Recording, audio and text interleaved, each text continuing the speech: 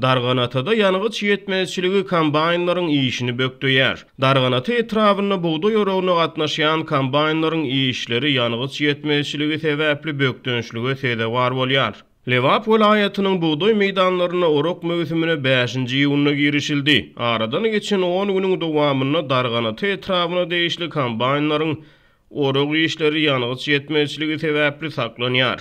Darganatanyň owa hyzmat tehnikalary hyzmat ediş edarasy tarapyndan orok mövsümine kombaynlara we ýük ulaglara berilmeli dizeliň hemde benziniň ýokdugy sebäpli buğday orok işleri saklanyp dur diýip Azatlyk radiosynyň habarçysy 15-nji iýunyna habar berdi. Bu ýagdaý etrawyň tas ähli buğday meýdanlaryna orok işleriniň gijikdirilmegine sebäp bolýar. Darganataly mehanizatorlaryň gurrun bermegine görä olardan yanğyç üçin şahsy çykdyjy etmek talap edilýär. Muňa boyun bolmadyk kombayn sürüjilerini häkimiýetler tarapyndan jenaýet jogapkärçiligine çekmek haýbat atylýar. Türkmenistanda kärenetçileriň oba hojalygy işlerine şol sany gallaçy kärenetçileriň ýetişdiren buğday hasylyny ýygnamakda döwlet tehnika üpjünçiligini öz boýunna alýar. Soňra tehnika hyzmatlary üçin edilen çykdyjylaryň belli bir bölegi daýhanyň ýyllyk girdejisinden tutulýar.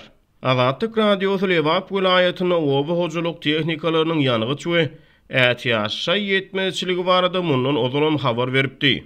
Oba hojalyk mövsüminde traktorlary dizel yanğyjynyň motor ýağlarynyň we ätýaş şaýlaryň ýetmezçiligi problema döredýär diýip Azatlyk radiosynyň habarçysy yerli mehanizatorlaryň ençemesine salgylanyp 21-nji aprelde habar berdi.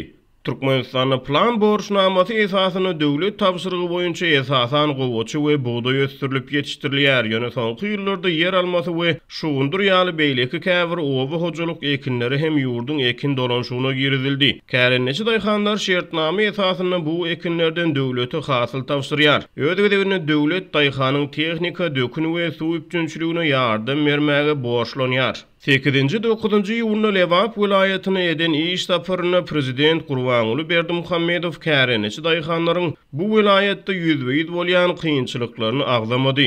Döwlet teleýaýlymlaryna çykyş eden daýhanlar ýurdun oba hojalyk pudowyny özleri üçin döredilýänligi aýdylýan mümkinçilikler üçin ýyly prezidenti alkyş aýtdylar. Mehanizatorlaryň yanğyç ýetmezçiligi babatyndaky meseleleri geçirilýän hökümet maslahatlaryny galy bersede döwlet medeniýetiniň habarlaryna asla gozgolmaýar. Gaýtan ministrler kabinetiniň 5-nji ýylyna geçirilen giňeldilen mejlisine soňky 5 aýyň dowamyna ýurt boýunça dizel önümçiliginiň meýillamasynyň 1,16% ýerine ýetirilenligi öňe sürildi.